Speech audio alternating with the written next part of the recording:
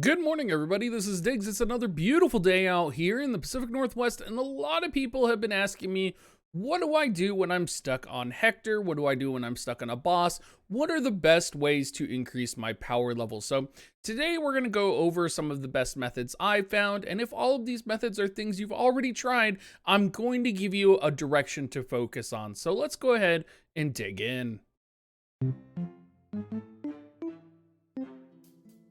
Down in the description down below, you guys will find an Excel spreadsheet, and shout out to Rose Libra server, the Kingdom Penguin Party. They did send it to me.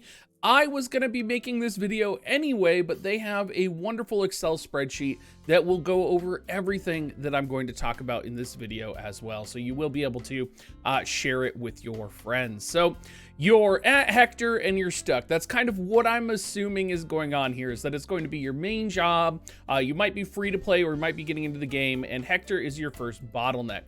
Well, the first thing I would say before you kind of readjust strategies and start focusing on either enhancing your gear or crafting, make sure you can kill him with buffs on. So there's a variety of buffs that you can get, and all of the buffs stack.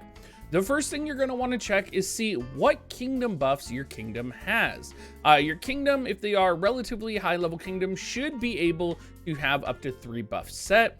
And depending if you have a really nice guild leader, they can probably set Beginner's Blessing, which is going to be the best buff for you. Protection's Blessing, which is going to be the best defensive buff for you. They can also set Darkness's Blessing, which will help you overcome Hector. It will increase that darkness damage there. So make sure you do this. This is something I have leveled just because I know a lot of people struggle on their mains and their ults on Hector. And there are other light-based bosses and dark-based bosses in the future that you are going to need. So you can see I'm even right here, I'm even going to level up Light's Blessing right now because I know it's something my guild members are going to need. Theater buff is also another great way to go, so you can get a theater buff going. Theater buff I'm not too fond of because it only lasts for 10 minutes. And then the final thing I'm going to show you is food. And I think food is vastly underestimated and 100% misunderstood.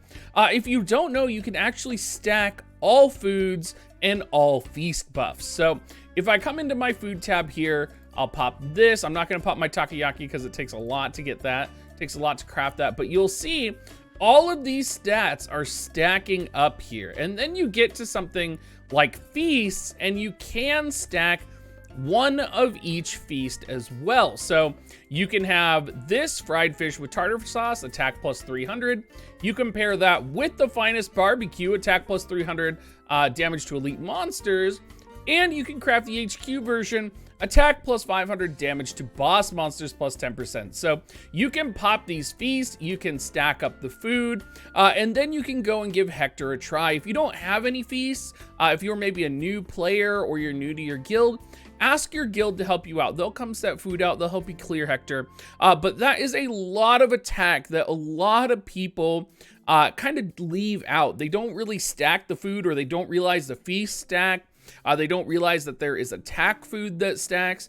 All of these things are huge in being able to get over Hector or any other bosses, because the biggest thing to get over with these bosses is their HP regen. So any attack you can get will help offset that HP regen and will help you deal more damage in the long run. Now, you can also get relic buffs from Relic Wars right now. I would recommend grabbing your attack buff right here. So you can just go to purchase buff, and you can see you can purchase it with Obsidian. That's an attack plus 500, attack plus 2.5%. These last an hour. They can be very powerful, but the Obsidian cost can be expensive because the guild owning the relic does dictate it. But if I were going for Hector, I would come into this dark attack weapon, and I would purchase this buff for 500, giving darkness attack plus 2.5, light defense plus 2.5, right? Paired with the attack buff, maybe I'll grab the defense buff as well. This can quite quickly add on top of your guild buffs, your food buffs, and give you a lot of really powerful kind of timed capability on your character to push through these bosses.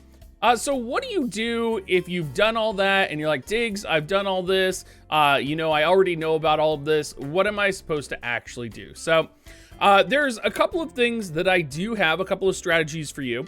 The first thing I'm going to say is that make sure you have a 4-star dark weapon. If you're running your main, if this is your first time running your main through Hector, you are going to want to make sure that you do have a 4-star dark weapon. And a lot of you will probably be able to clear it with a 3-star dark weapon. But if you don't have a 4-star dark weapon, it's going to be worth it to just go ahead and go through the crafting options to get some 4-star weapons, to get a 4-star dark bow or a dark type of weapon for your main character and equip it. It's just going to be worth it to go through the kind of the motions of doing that. And that might mean you have to farm for a while and gather some territe. You know, particularly if you're free to play and you're pushing through the story, it may be time to go level up some alts. It may be time to go gather materials on alts. I think a lot of people push to the main story, they get to Hector and they're like, I can't get past him. And their alts are sitting at like level 10 or completely unleveled. And that is a huge resource of gold, enhancement materials that are going to be able to help you. Now, the second advice in regards to gear that I would have is make sure that you have your 4-star fire bow or fire weapon equipped. Now, this is really important because it gives basic attack damage up, which is going to increase your overall damage per second. It's the highest increase in damage per second outside of the legendary dark weapon, essentially. So making sure you have your 4-star fire bow. Everyone, if you're at Hector, should have gotten a chest by then to get access to a 4-star fire bow. Make sure you have it. Make sure it's equipped in your offhand. Even though you may have a better weapon, that basic attack damage up is going to add up. You know, a lot of people, they see big damage with skills and they're like, oh, this is the way to go. Basic attack damage is the most DPS in the game that you're going to be doing. So being able to enhance that and focus that is going to be really great. Additionally, if you have any other awakened 4-star weapons, having access to the accuracy plus if it's awakened to a certain level or the crit damage is going to help you as well. Now let's assume that you've done all of that and you're still like, man, you know, Diggs, you're giving me so many good things, but I've already done that all. The next thing I would say is start enhancing your weapons. And by enhancing, I mean hit plus 10, plus 11, plus 12. Enhancement is one of the best ways to get the attack stat on your weapons. That's going to really help. I would also recommend enhancing your necklace. Your necklace is going to be one of the highest sources of attack power on your character. So if you've been focusing your enhancement materials on like your earrings, for example, or your rings, right? You are going to want to make sure that you are focused on your attack value. Now, if your attack value is fine, but you're missing a lot, you want to do your earrings, but you don't want to enhance the earrings. When you enhance earrings, it only increases the max amount of HP, very similar with helmets. So if you notice you're missing a lot, what you want to do is you actually want to level up and awaken your earrings and helmet because that's going to give you accuracy the most. So if you have awakening materials, if you have leveling materials, invest them in your earring, invest them in your helmet, and that's going to give you more accuracy immediately in order to deal more damage. Actually enhancing these pieces of gear does not give you more accuracy until you hit that plus 20 to plus 21 breakpoint where your gear becomes cursed and really kind of evolves from there. Another thing that I would recommend is also checking the familiars that you have set. If we go to my deck building, you'll notice in my dark build, I only have one dark familiar, and that's because I get more stats from having Might and Hippocampus set and having them deal kind of increase my attack value than actually running multiple dark familiars. So that's one thing to consider. You're going to want to look at your dark skills. A lot of people don't have different elements for each type of fight. So you might be using regular base skills. A level 1 version of these dark skills would deal more damage than any other skill that you kind of have equipped here. So if you are finding yourself struggling dealing damage, go get on your alt, you know, level your alts up a bit, get those materials and gold that way. Spend some time in chaos fields farming dark monsters if you can. Get some dark skill books to fill your skill gaps here, and you will see the damage increase slowly. Another thing you can do, which I personally did, is that I focus on my passives and making sure you have, for example, this passive right here, attack aura max level, giving party attack 5%. Making sure you have your other passive. For me, it's attack boost, giving me another attack plus 2.3%. And then because I'm a rogue, I have swift movement set, but there are a variety of other passives that you could set to help you. Technically, Barrier Hunter will help you if you are a rogue because it's going to deal damage to slowed enemies. You know, Risk and Return would be amazing if you have that. I think even Critical Flow, attack speed plus 5% for 5 seconds on critical hit would be great. A lot of these are kind of pay to win skills though, so most people probably don't have those. But you could easily, for example, get like Defense Aura, you could get Attack Aura maxed out. You buy those skill books from Dominion medals, so you get those from field bosses. So you will be able to max those out kind of quickly and buff yourself that way.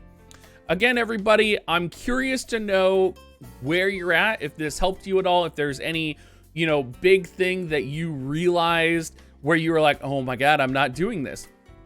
One other thing I would recommend is when you are fighting Hector, make sure, even if your familiar is really strong, you see how the white aura is around my hippocampus here? Make sure your white aura is around your dark familiar, because the auto attacks from your dark familiar are elemental based and they will deal more damage as long as they have elemental advantage. So that's going to be very important as well. If you are running your ults through Hector, another thing I would recommend is focus on accuracy. Accuracy is going to be the biggest thing with ults because you're not going to have a level difference, so you're going to have trouble hitting. So again, focus on those earrings, focus on those helmets. Raw leveling is what you want to do for those. You want to raw level them, you want to awaken them, you want to level them more. That's the best way to get accuracy on those pieces of gear unless you can awaken them, and that should help you. Anyway, everybody, thank you so much for watching. I hope you guys all have a great rest of your day. I hope this video was able to help you, and I will see you guys all next time.